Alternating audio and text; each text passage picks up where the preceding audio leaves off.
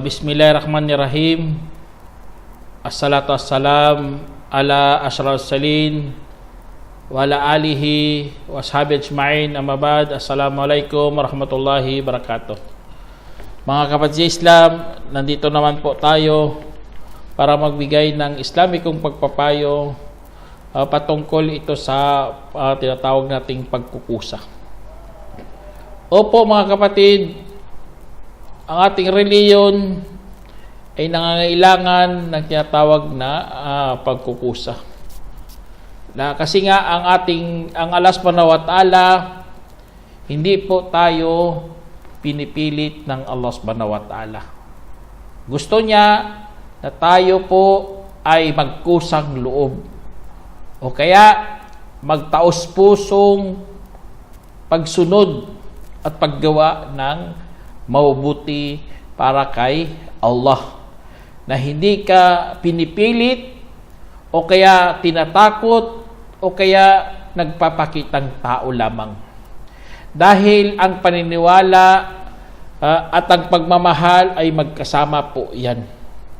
Ang pagdakila at pagmamahal ay iyan po ang nagtutulak sa tao sa paggawa o kaya sa pagkukusa. Alam mo, ang Allah subhanahu wa ta'ala ay pinagyayabang ang mga taong kumukusa, mga kapatid. Pinagyayabang ng Allah. Kasi nga, kahit sila mga alipin ng Allah, binigyan talaga sila ng kalayaan. Kalayaan, mamili kung gagawin ba nila o hindi. Kaya kapag nakikita ng Allah subhanahu wa ta'ala ang mga tao na kumukusa sa pagsamba kay Allah, ay talagang ipagyayabang niya sa lahat ng mga anghel. Katulad sa nabanggit sa hadith na inulat ni Jabir radhiyallahu anhu, na sinabi ng mensahero ng Allah sallallahu alaihi wasallam, wala sa mga araw na pinakamainam sa piling ng Allah kaysa sa 10 araw ng Dhul-Hijjah. Sinabi ng lalaki, o mensahero ng Allah, ito ba pinakamainam o ang paghahanda sa pakikipagbaka sa landas ni Allah? Kanyang sinabi, ito ang pinakamainam kaysa paghahanda sa pakikipagbaka sa landas ni Allah. At wala sa mga araw na pinakamainam sa araw kaysa araw ng Arafah. Dahil bumababa si Allah sa kalangitan ng mundo at saka pinagmamalaki ang mga tagalupa sa mga tagalangit. Kanilang sasabihin, tignan ninyo ang aking mga alipin na magugulo ang mga buhok at maalikabok at nagpapainit sa araw na dumating sa bawat dulo ng mundo na naghahangad ng aking habag kahit hindi pa nila nakita ang aking parusa. At walang nakikitang araw na pinakamaraming palayain sa impyerno kaysa araw ng Arafah. Isinalaysay ni Ibn Hibban. Diyan sa sinabi, mga kapatid, sa hadith na ito, ang mga tao dito, alam naman natin sa time ng Hajj, pumupunta sa Arafah, madungis sila, marurumi, kasi hirap ng paglalakbay doon sa Arafah. Lalo na noong unang panahon, sobrang init, pawis na pawis ka, dadalhin mo mga tent mo, dadalhin mo mga hayop nyo, lahat ng mga kagamitan, wala pang aircon, hirap ng buhay dati. Nag-iigib pa sila ng tubig. Kaya dahil doon, mga kapatid, nakikita talaga sila ng mga madudungis, maalikabok. Ngunit ang Allah subhanahu wa ta'ala pinapatignan niya sa mga anghel. Tingnan niyo mga alipin ko. Subhanallah. Napakaganda pakinggan mga kapatid. Kasi nga kumusa sila. Kahit wajib yan mga kapatid. Dahil mahal na mahal nila si Allah subhanahu wa ta'ala, kumusa sila pumunta doon sa Arafah. Parang dahil lang sa pagmamahal kay Allah. Dahil sa pagmamahal sa batas ng Allah. Ganun ang tulak ng pananampalataya sa loob ng puso ng mananampalataya. Kahit nahihirapan na siya, kahit pawis na siya, gumagalaw pa rin at para makapagsamba kay Allah subhanahu wa ta'ala. Ganon din sa mga nag-aayuno mga kapatid.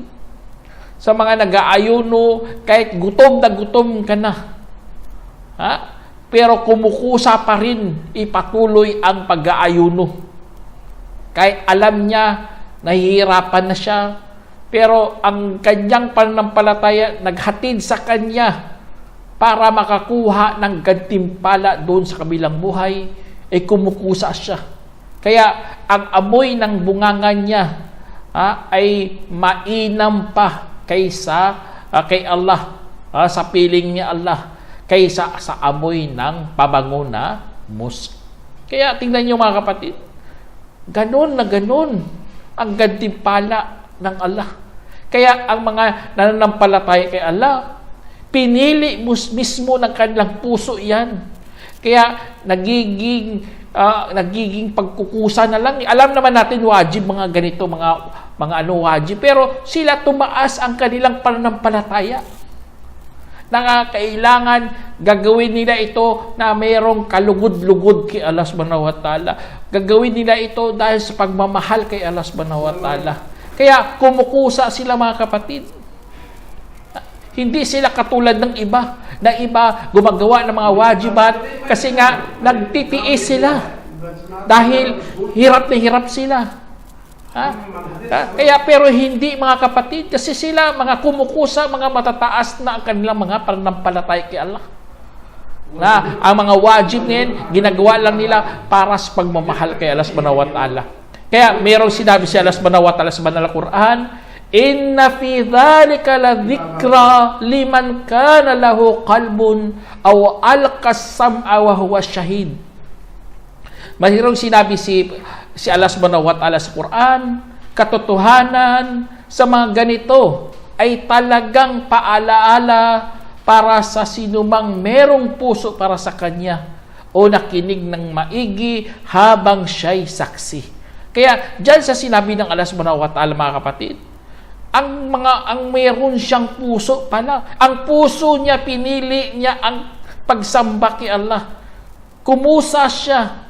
Kasi nga, nagiging ang kanyang paggawain na yan, pagmamahal, alay kay Allah, pagmamahal.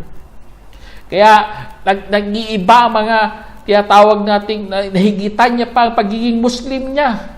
Nahigitan niya ang pagiging mu'min niya. Nagiging muhsin na siya mga kapatid. Alam naman natin, ang antas ng relihiyon ay nahati sa 3. At ang pinakamataas dyan ang mga muhsin. Kaya mga Muslim, alam na Muslim, sumuko. Ang mu'min, ang mananampalataya, ang muhsin po mga kapatid, yun ang nagpapakabuti talaga. Ang mga nagpapakatuwid. Kaya ang mga nagpapakabuti, umaabot yan sila sa, katulad sa nabanggit sa hadith, na sumasamba na para bang nakikita mo si Allah. At kung hindi mo nakikita si Allah, ay ang Allah nakakita sa iyo. Kaya yun ang kanilang pakiramdam mga kapatid. Nalampasan kasi nila ang kanilang pagsusuko lang. Nalampasan kasi ang kanilang paniniwala lang. Nagpapakabuti na sila mga kapatid. Kaya ang pananampalataya ay nagiging tunay kapag ito'y bunga ng kaalaman, pagninilay-nilay, at paninindigan. Kapag ikaw ganito mga kapatid, lumalalim na lalo ang iyong pananampalataya at ikaw na mismo ang kumusa na tuparin ang mga batas ng Allah subhanahu wa ta'ala. Katulad ng isang bata Ang bata, kapag utos-utusan mo lagi, di ba, parang naiinis ka na rin. Utos-utusan mo, nak, gawin mo to, nak, magwalis ka dyan. Araw-araw na lang, sasabihin mo ng ganyan. Pero kung nakita mo, anak mo kumukusa na, subhanallah, sobrang saya mo. Di ba? Nasasiyahan ka na. Kasi kumukusa na siya magwalis, kumukusa na siya gumising para sa sala. Hindi mo na kailangan utusan, hindi mo na kailangan pagalitan. Subhanallah. Ganun na ganun, mga kapatid. Ang bilang isang manampalataya na kumukusa na. At alam naman natin ang pagkukusa, sukatan yan ng ikhlas. Sukatan. Kung ano na ba talaga naabot ang pagiging ikhlas mo kay Allah subhanahu wa ta'ala. Alam naman natin, mga kapatid, maraming mga tukso, maraming mga satanas sa ating mga paligid. At nabanggit na mismo yan ng Allah subhanahu wa ta'ala. Sabi ng Allah subhanahu wa ta'ala sa banal na Quran, Qala Rabbi bima agwaytani la uzayyananna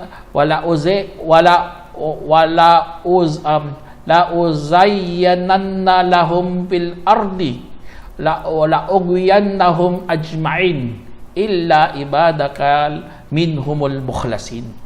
Katulad ng sinabi ng Allah subhanahu wa ta'ala, sinabi niya, Panginoon ko, dahil iniligaw mo ako ay talagang papagandahin para sa kanila ang mundo at talagang ililigaw ko silang lahat maliban sa iyong mga alipin buhat sa kanila na mga matapatin. Subhanallah. Tingnan nyo. Ganun na ganun ang pagkasabi dyan. Mga matapatin lamang ang mga ligtas sa mga panunukso o kaya sa mga bulong ng mga satanas. Sila lang po, mga kapatid. Kasi nga, sila, yun ang pagkanilang pagkukusay. Nagiging nagiging ikhlas sila kasi kumukusa sila, mga kapatid. Kahit pulog ng mga tao, sila gumigising sa pagdarasal. Kahit ang mga tao tingin nila ay palpak ka, pero kumukusa ka pa rin sa pagsala. Kaya yun isa sa mga mga kapatid, isa sa mga kagandahan niya sa pagkukusa sa paggawa ng kabutihan.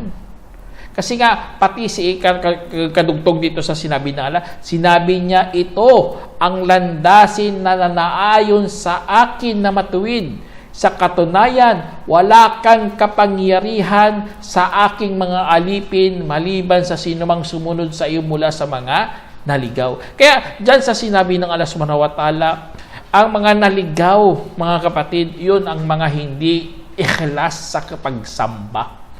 Kasi nga, inuukol nilang kanilang paggawa ng kabutihan para lamang sa tao. Naukol sa makamundong buhay lahat ng kanilang mga pinanggagawa. Yan po ang isa sa mga maling gawain. Kaya tinuturuan talaga tayo, mga kapatid, na ang ikhlas na yan, napaka-importante. Kasi nga, balang araw, dahil sa ikhlas mo na yan, kukusa ka na sa paggawa ng kabutihan. At meron din, mga kapatid, dahil sa pagkukusa, ay nagiging pagmamahal na yan kay Allah subhanahu wa ta'ala.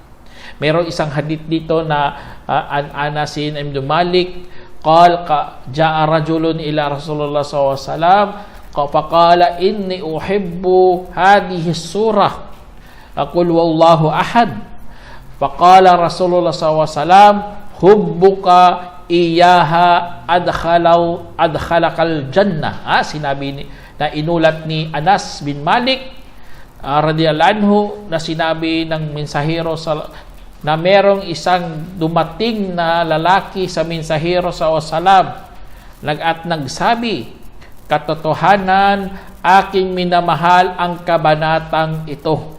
Ibig sabihin suratul Ikhlas, sabihin mo siya si Allah na nag-iisa. Kaya't sinabi ng mensahero sallallahu alaihi wasallam, ang pagmamahal mo roon ay nakapasok sa iyo sa paraiso. Isinalaysay ni Ahmad at itinama ni Albani. Kaya sa hadith na yan mga kapatid, dahil sa kanyang pagmamahal, dahil sa kanyang pagkukusa sa pagbabasa ng Quran at minahal niya mismo.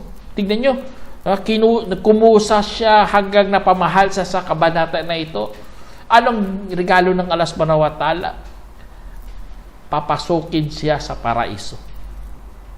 Kaya, ganun ang mga kapatid. Kaya, kung marami tayong napapansin kapag mahal mong tao, kumukusa ka na Parang halos ibibigay mo na lahat-lahat anong meron ka. Pati mga ari-arian mo, ipamigay mo alang-alang sa iyong pagmamahal. Hindi ka na pagsabihan, alam mo na kaagad anong pangangailangan. Ganun ang ginagawa dito sa mundo. Pero ikaw, ang ginawa mo para kay Allah subhanahu wa ta'ala, kumukusa ka na talaga dahil sa pagmamahal mo na yan. Allahu Akbar. Huwag kang mag-alala kapatid. Pagkus, binigyan ka ng pagkakataon at iyong namang ginawa at iyong naman tinupad, papapasukin ka ng Allah subhanahu wa ta'ala sa kanyang paraiso.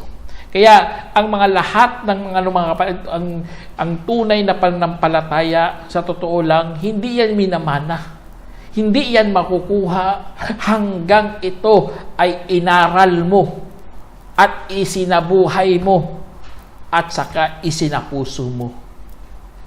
Kaya kung ginawa mo lahat to, inaaral mo, isinabuhay mo, isinapuso mo pa, Allahu Akbar, gagawa ka ng hakbang kung saan ikaw na mismong kumusa sa mga gawain na yan. Kasi pinili ng puso mo, pinagtibay na ng isip mo, at saka isinabuhay mo pa, Allahu Akbar. Tapos pumasok pa sa iyong puso. Kaya, ang pananampalataya mga kapatid, ay dapat ano mo talaga. Alam naman natin, ang relihiyong Islam, walang sapilitan dito. Katulad ng sinabi ng Allah subhanahu wa ta'ala, La ikraha fid din, kad tabayyana ar-rusydu minal ghay. Famay yakfur bit-taghut wa yu'min billahi faqad istamsaka bil urwatil wuthqa lan fisama laha wallahu sami'un alim. Katulad ng sinabi ng Allah subhanahu wa ta'ala sa banal na Quran, walang sapilitan sa relihiyon, sadyang naging malinaw ang gabay kaysa kaligawan. Kaya ang sino mang tumatakwil sa tagut o Diyos-Diyosan at naniniwala sa Allah, kung gayon ay ay talagang kumapit sa matibay na hawakan na hindi napuputol, at si Allah ang tagapagkinig na maalam. Kaya dyan sa sinabi ng Allah subhanahu wa ta'ala, napakaganda mga kapatid. Walang sapilitan, walang namimilit sa iyo. Yun ang gusto ng Allah, walang namimilit. Bakit? Kasi nga nagiging malinaw na po ang gabay. Malinaw ang gabay. Kaya sa pagbabasang talata na ito, hindi pwede babasahin mo lang sapilitan sa reliyon, tapos tutulukan mo. Hindi. Dapat basahin mo hanggang sa malinaw na ang gabay kaysa kaligawan. Kasi yun ang ano natin Kaya kung nagiging ang relihiyon natin mga kapatid, ganun din sa mga sa mga pagsamba mga kapatid. Kaya ang utos sa atin, gawin mo ang iyong makakayanan. Sundin mo ang mga wajibat ayon sa iyong makakayanan. At halos sa mga wajibat mga kapatid ay napakakunti lang. Kaya ang pinaka-importante nga, arkanul Islam, haligi ng Islam, 5. Kasi nga, ang iba dyan, may mga wajibat din, pero ang iba dyan, halos sa mga iba dyan, mga sunnah. Mga kalugod-lugod na lang na gawain na kailangan kumusa ka. Kailangan gawin mo, paramihin mo. Kasi kung marami kang mga sunnah, halos pumapalapit ka kay Allah subhanahu wa ta'ala. Allahu Akbar. Kaya napakaganda kasi ang ating niyat o ang ating mga intention ay talagang pundasyon yan ng lahat nating mga gawa. Kahit sa pagsamba ay mahalaga pa rin ang intention. para magkaroon na po tayo ng taos-puso at kusang loob. Allahu Akbar. Yun ang tinitingnan talaga sa niyat, mga kapatid, ang taos-puso at kusang loob. Kung wajibat yan o sunnat man yan, dapat kusang loob mo yan ginawa. Kasi kung napipilitan ka lang, ang iba kasi ganun mag-isip napipilitan, bahala ka sa buhay mo kung napipilitan ka. Napipilitan na ako kasi magsala, kasi may parusa. Subhanallah, hindi mo pwedeng sabihin ganun. Kasi napakalinaw na ng sinabi ng Allah, walang sapilitan, walang namimilit sa'yo. Pero parorosahan naman ang mga sumasamba sa mga Diyos-Diyosan o sa mga sarili niya. Kaya sa turo talaga ng Allah, kumusa ka. Kaya sa atin, tinuturo talaga unang-una sa lahat ang kaisahan ni Allah subhanahu wa ta'ala.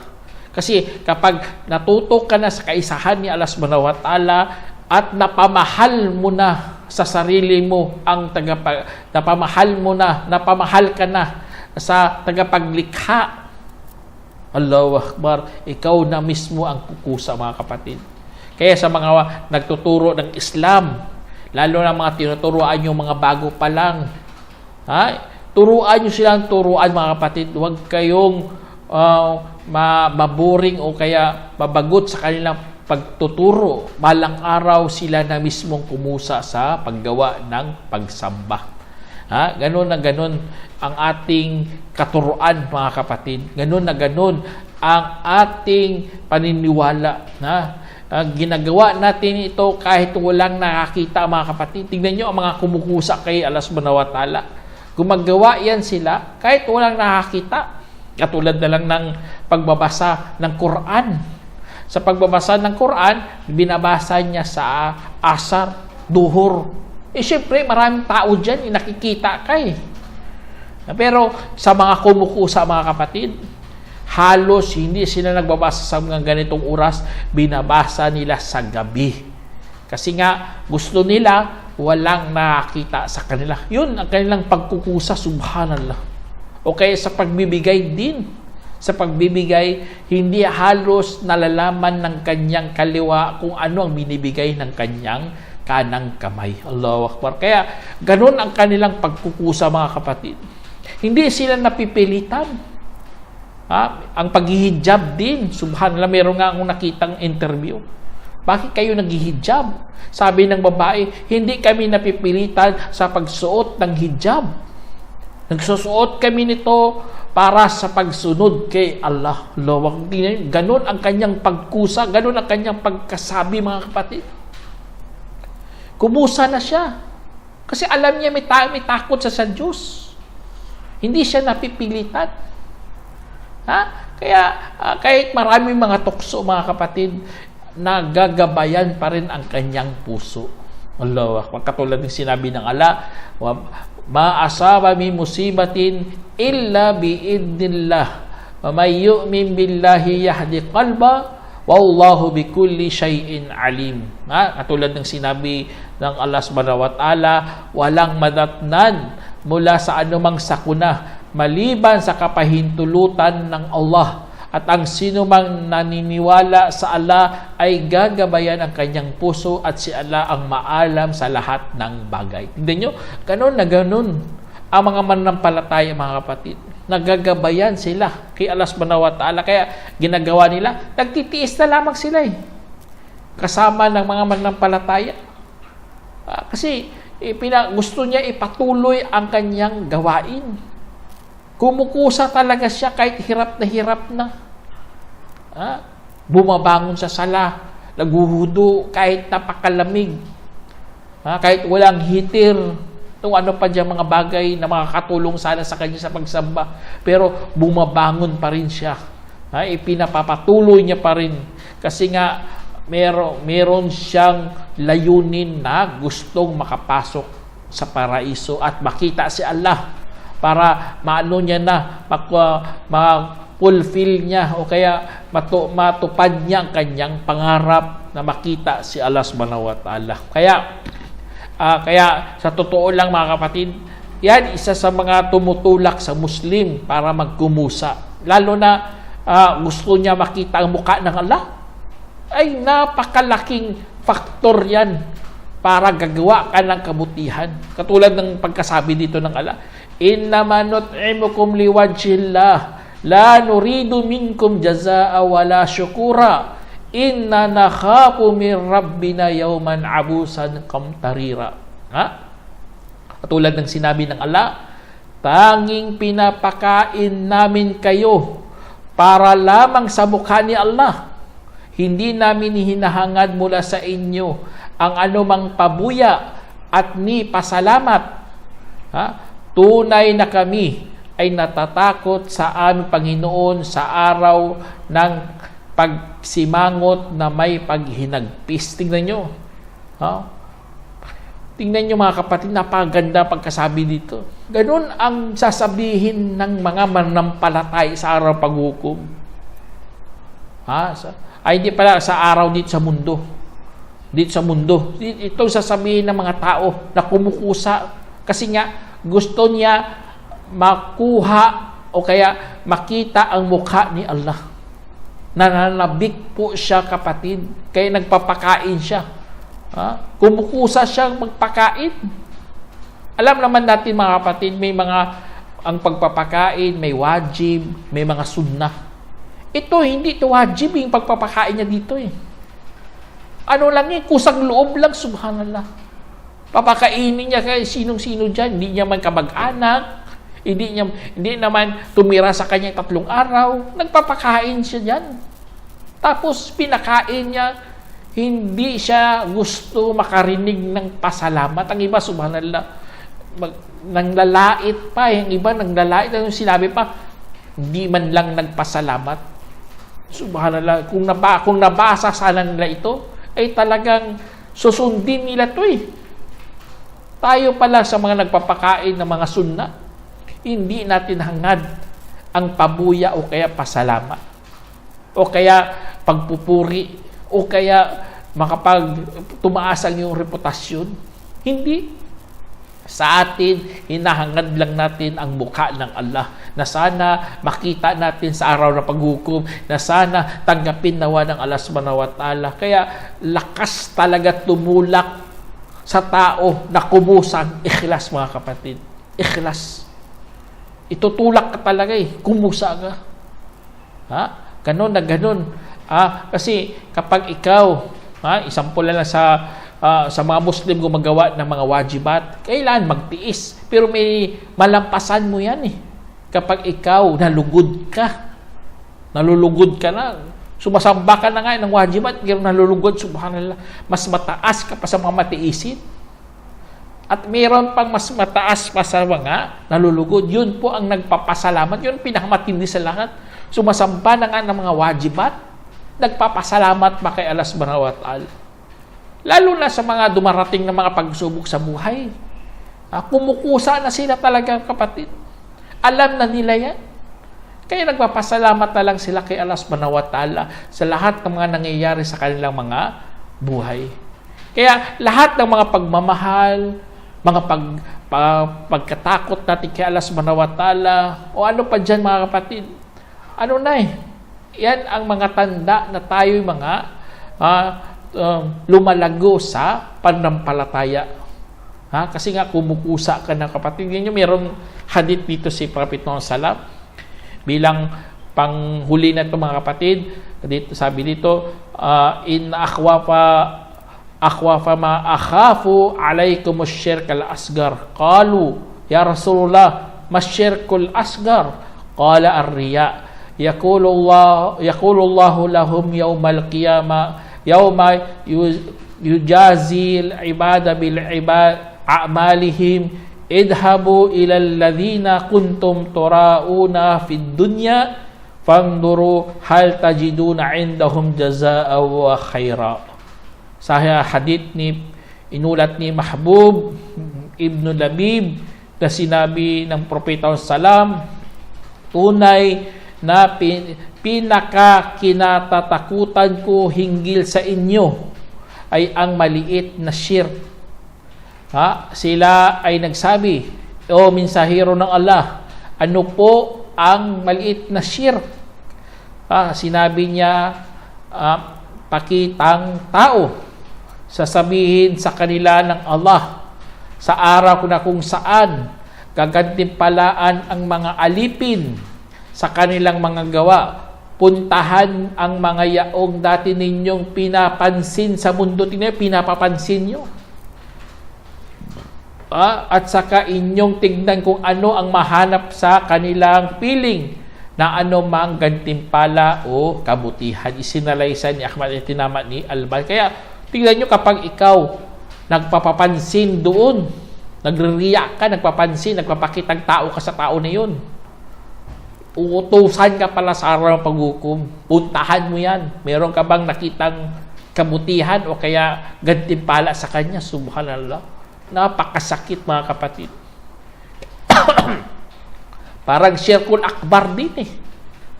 Ang Syirkul Akbar, utusan ka na nga, puntahan doon sa mga puntahan yung sinasamba nyo. Kapag ikaw nagre-react, ganun din palang parusa sa iyo. Papapuntahin ka rin ng Allah subhanahu wa ta'ala. Kaya napakalungkot, mga kapatid, kapag ito ang mangyayari sa buhay mo. Sana meron kayong napulutang aral, mga kapatid. Hanggang dito na lang. Assalamualaikum warahmatullahi wabarakatuh. جمعية الدعوة نور، الدعوة للجميع.